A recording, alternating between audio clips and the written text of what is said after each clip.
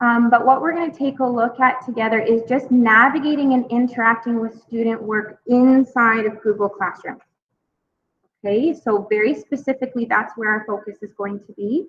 And I also want to acknowledge that this is really around building comfort and efficiency for those that are more at the beginning stages of use with Google Classroom.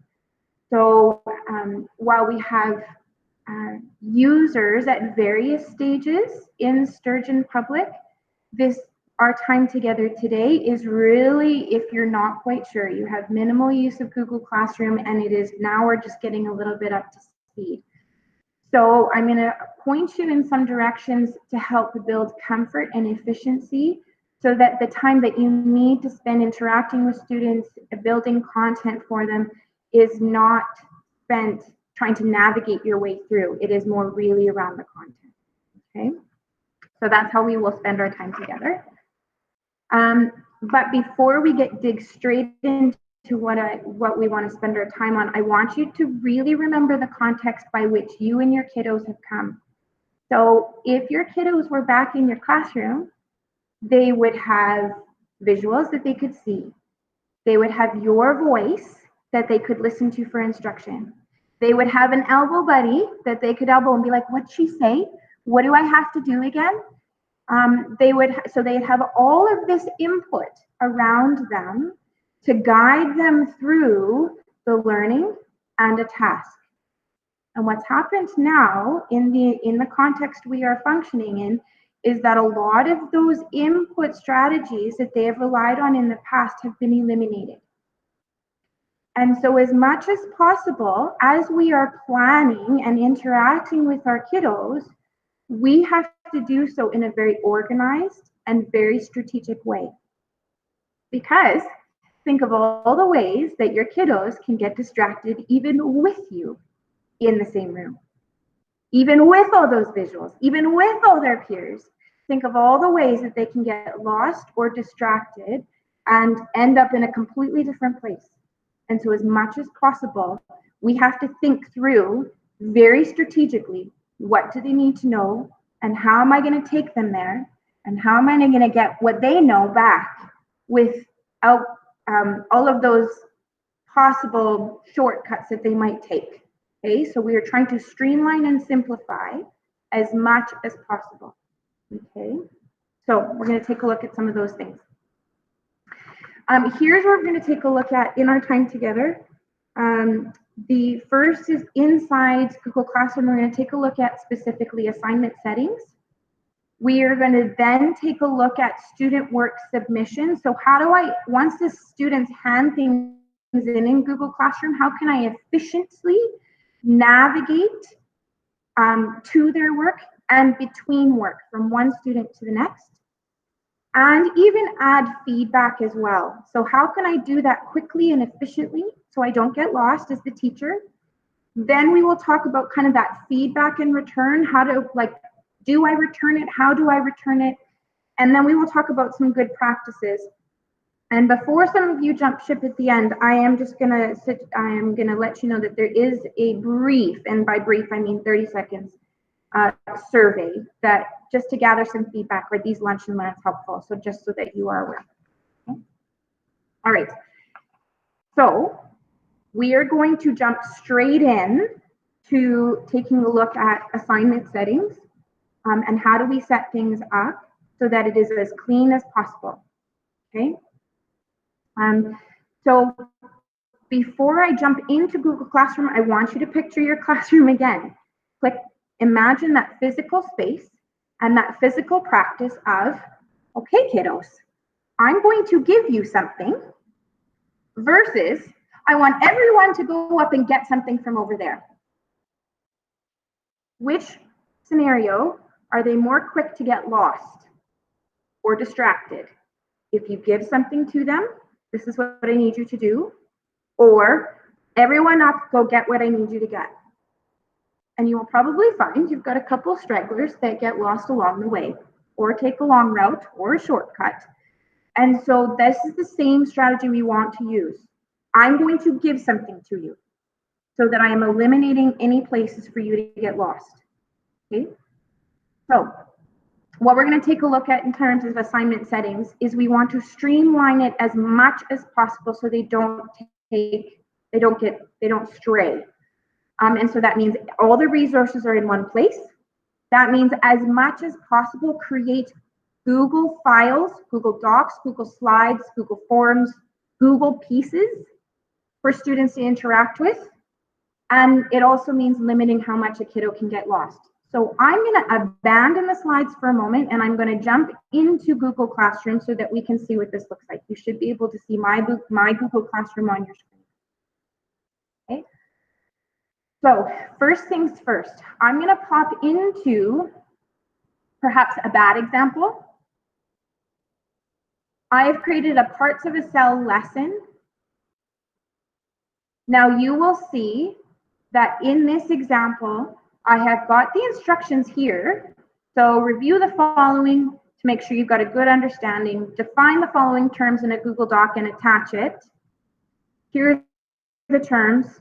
Complete the attached PDF and you need to label all the parts and turn it in using Google Classroom. So I'll point out a couple of things. Do I need to make my screen bigger, by the way? Maybe. Helpful. And so first things first, the instructions are quite vague. So review the following to make sure you got a good understanding. Say what? Review all of these, maybe. Define the following terms in a Google Doc. Does that mean that kid has to create the Google Doc?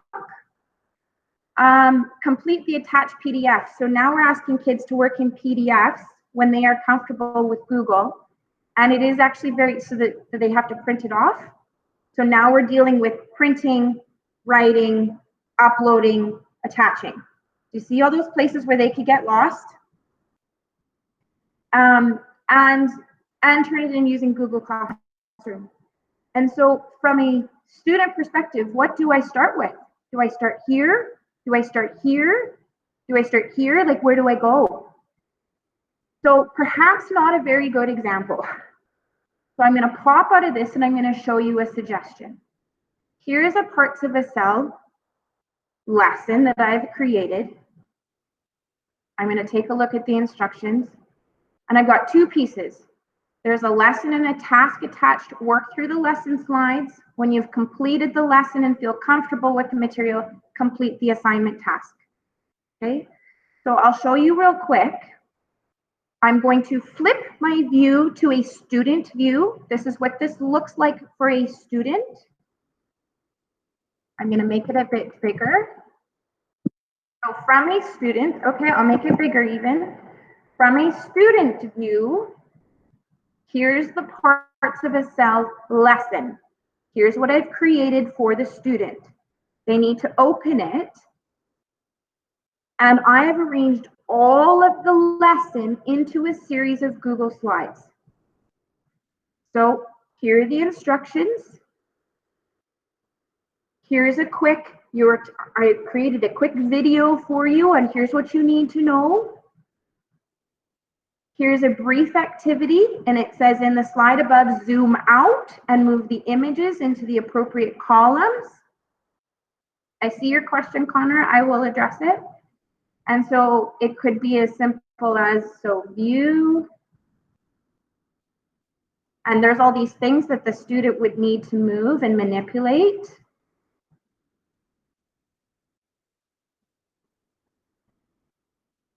Okay. Here's another piece that I want students to work through. And you will notice I'm giving them text, manipulatives, video, pictures, but everything is streamlined into one place, sequentially arranged by slides. Okay. Now, we will talk about how to create this in another Lunch and Learn.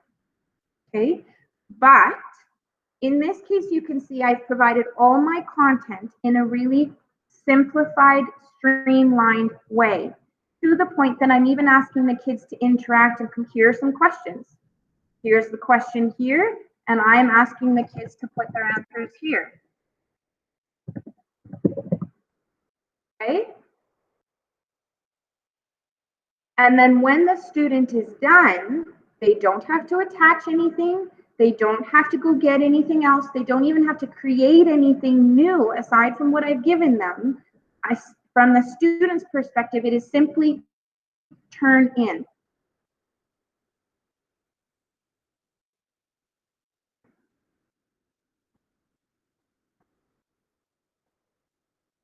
And I can see that now that it's turned in, and I can flip back to the teacher view.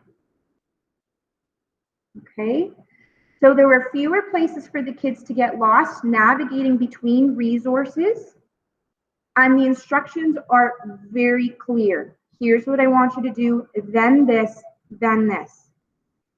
Okay,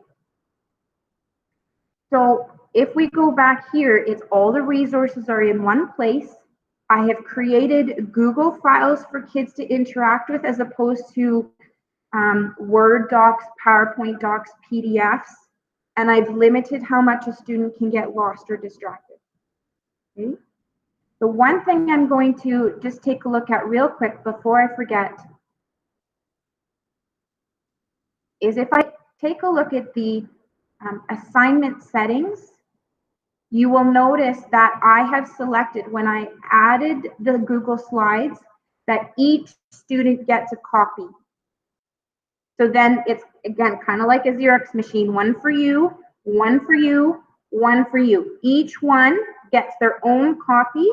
So then it's not a, well, here's my original, but then you need to create something new and send it back. So it's here. Here, I'm making it easy for you. All you need to do is go in and do your work. Okay, or do your task, or access this. Okay, so that is assignment settings. If you have any questions around assignment settings, just pop them into the chat box and I will take a, and we can do a little bit more of a deep dive or review at the end. Now we're going to take a look at student work submission. So we now know some good strategies on how to set up the learning tasks and set up the assignments in Google Classroom. Now it's, okay, so the kids have done the work, they've handed it all in. Now how do I interact with it efficiently so I'm not bumbling about in Google Classroom? I'm going to pop out of here. So I'm in this parts of a cell assignment. I'm going to stay here. I'm going to click on the student work part. So in Google Classroom, anytime you have an assignment from the teacher's view, there are two sides, two views that you can look at. There are the instructions and the assignment itself, so what you've given the kids, and then there is kind of the other pane of what you get back, what they hand in. And so I can take a look at student by student. So I can see that I've got two kids, and one has turned in, one hasn't turned in yet. And I can also navigate student by student. Okay. Now at any point I can pop in, regardless of whether it's been handed in, turned in or not, I can pop in and see exactly what they're working on. But for now, I'm going to go pop in and take a look. This student has submitted the work. And so I'm going to pop into this student's work. And while it's loading, what we're going to take a look at specifically in docs and slides, it's the same view and it's the same way that we can interact between Google Docs and Google Slides. Ultimately the same. Okay. We're going to take a look at the classroom grading tool. So what does that view look like? And then how can we provide comments and feedback? So this is called the classroom, this view that you see here is called the classroom grading tool. And you'll see it looks slightly different than just opening the file itself. You will see that you've got the student's name across the top. This toolbar here is quite familiar, but then you've got this side view on the side that looks also a little bit different. And so we're just going to navigate our way through this briefly. When you click on the student's name, you can actually navigate between the students here. You don't actually have to go back to Google Classroom, pop out to pop into somebody else's work. You can navigate that from this screen right here. So right now I'm in this particular student, but if I wanted to pop into this student, I can do that right here. I don't have to leave and find it a different way. Okay. I can also filter this if I wanted to. Just waiting for it to load. And I can change it by status so that all the turned in ones are across the top and the ones that haven't been turned in are at the bottom, or by first name or by last name. Okay. So I'm just going to go back to this one.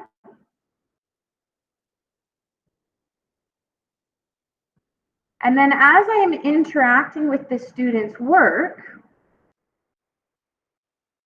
where I have asked them to respond and put in some text or complete a task or something of the like, I can go to that slide where I expected that and I can actually provide some feedback.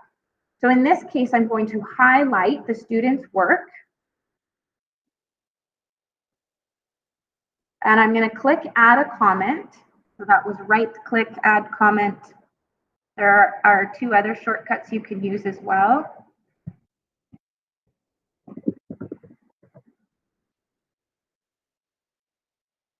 Okay. And so I can also see there's a little icon on the left here that shows I've provided a comment for the students on the student's work. All right. So I can go through their work and comment on it, provide some feedback on it. And then I can also add an overall comment. So think of, it could be, it doesn't really matter what subject it is. Sometimes there are question specific feedback and sometimes it's just feedback overall for the task as a whole. So you can provide that in the private comments. So you seem to understand, but your responses could be expanded upon further. Okay, so this might be something you add kind of at what typically would have been at the top of the task that you were handing back to the kiddos. Okay, and I'm going to click post. Now the other thing you're going to notice on the screen here is, remember how I asked the kids that there's two things you need to do? I can also interact with those two things right here. So I can flip, here's the lesson I asked them to do, but here's the task, the other piece I asked them to do. And so if two things are attached to that same assignment in Google Classroom, I can flip back and forth between those two things here. Or if even a student added an additional piece. Okay. So from the classroom grading tool, we can flip from student to student. We can interact with what they have done by providing comments. And we can also add an overall comment in the private comment section on the right. So we actually don't have to leave this screen at all to go from student to student, or to go from kind of one attachment to another attachment, as long as it's within the same assignment. Okay. Now, there is an opportunity to create a comment bank. I can talk more about that towards the end if you're interested. Okay, but for now, just know that you can start to create a comment bank if you're interested. Okay. So that is docs and slides. Like I said, the interaction is the same. You see the classroom grading tool screen with both types of files, and you can provide feedback. The other way that I'm going to just talk about that you can interact with student work is if it's a Google form.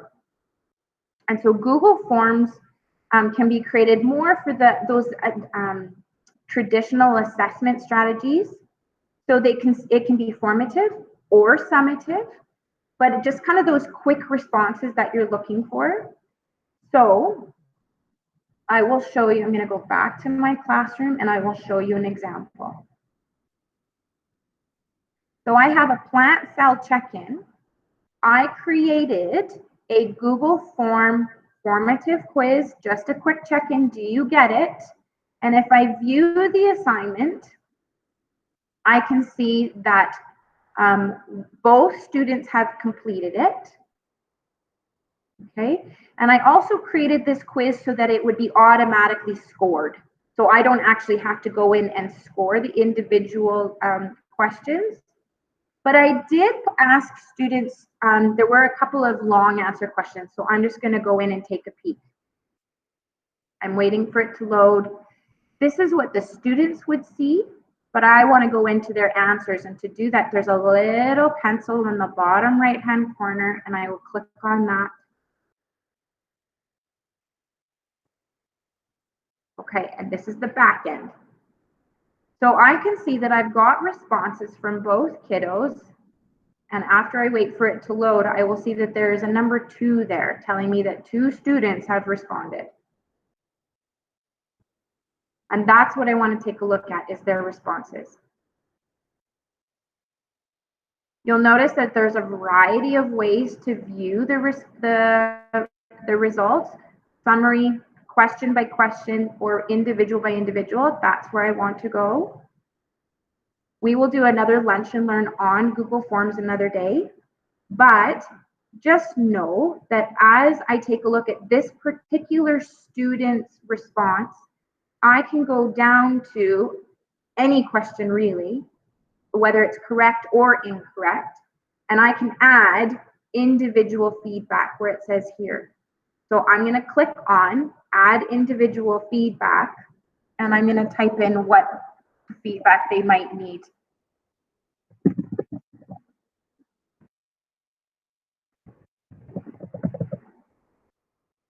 Click save. And then it says edits are pending. I'm going to click save again. And so if I were to scroll down for this student, I can see I've provided feedback to this specific question. Okay. Now, when I am done with this, I'm going to close it because everything is saved. And when I am done providing all the feedback, and this starts to bleed into kind of the next piece that we are going to, that I'm just going to share with you, is returning the work. So in the physical classroom, teachers would often hand stuff out. Kids would hand it back because this is what I have, this is what I'm showing you that I know. But then because the student owns it, it is their work, and we've provided feedback, we actually want to give it back so that they can keep it. And so that is the same in Google Classroom. You want to get into the practice of returning everything. So I'm just going to click on the boxes here, and you will see at the top of my screen, you can click return. And I'm going to click that. Yes, I'm going to return it. And then what happens for Google, for really all tasks, but also for Google Forms, I'm going to flip back over to the student view. We're going to navigate to that particular task.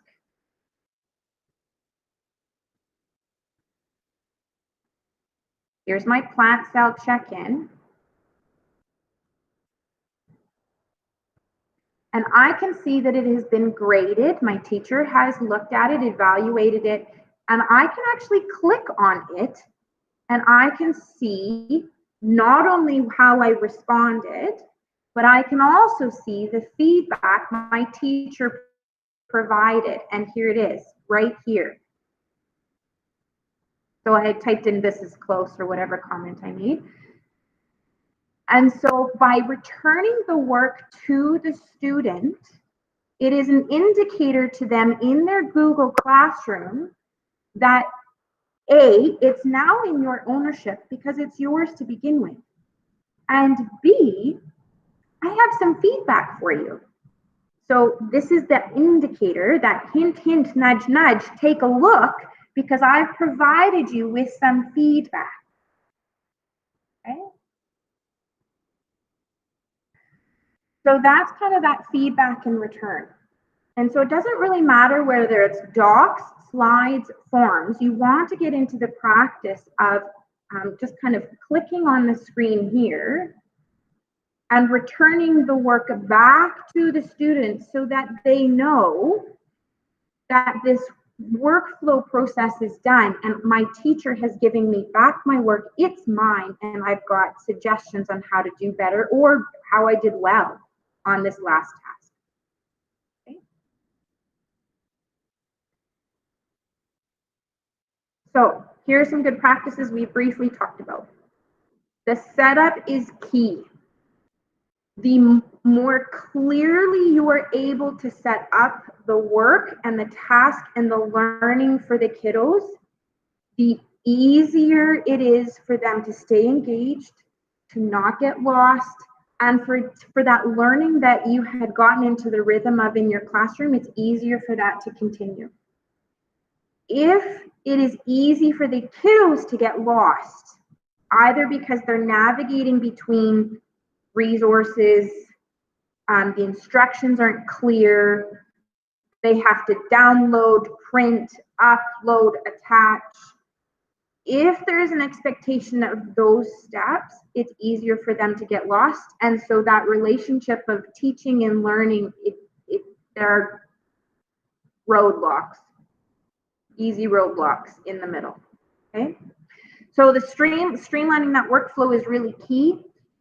Here, if you access this sample lesson, this is a screencast that I made on how to kind of create what I did essentially in that Google Slides. You can look at that. Although I think, if I'm not mistaken, there might be another sample lesson or another Lunch and Learn that we will do together, and I'll show you exactly how to do that. Another good practice is get it into Google. So I know we've got Blackline Masters, we have Word docs, we have PowerPoints, we've got all these different resources. However, if you can make it into a Google file, whether it's a doc, a slide, a form, it is easier for the kids to navigate. Just as. If it is Word or PDF, you are relying on other strategies for that workflow to continue. Either it is an additional print and upload, or if it's like a PDF, or you're relying on other applications like Kami. Okay. And then the last thing is just be mindful of that traditional exchange that happens in the physical classroom. Hand things out, kids hand it in, and when you're done with it, you give it back to them. So it's in their ownership. It belongs to them as it should. Okay? It is their work. So as our time together kind of comes to a close, I want to point you in the direction of a couple additional resources. One is the continuing learning website that the Ed Services team has created. You will see it here. If you just click on the image on the slides, it'll take you to here. It is hyperlinked, and you will find that there are quite a few resources to help answer some of the questions around Google Classroom, creative, effective instruction of videos. So there are some resources there already. The other thing is that we have been working on assembling a series of video tutorials or just video supports to help doing essentially what we are doing together. So how to create a sample lesson, creating effective instructional. So this is on YouTube, it is public, you can access any of these videos. You will also notice that there is a parents playlist and a students playlist, and the recorded Lunch and Learn that we've done today will also go up onto this channel as well. And then the other resource is that Google recently released a Teach from Home. And so this is a website they have established to help teachers just go step by step as we are starting to figure out, how do I start a video call? How do I use Google Classroom? So it's just an additional piece if this is more helpful. Okay.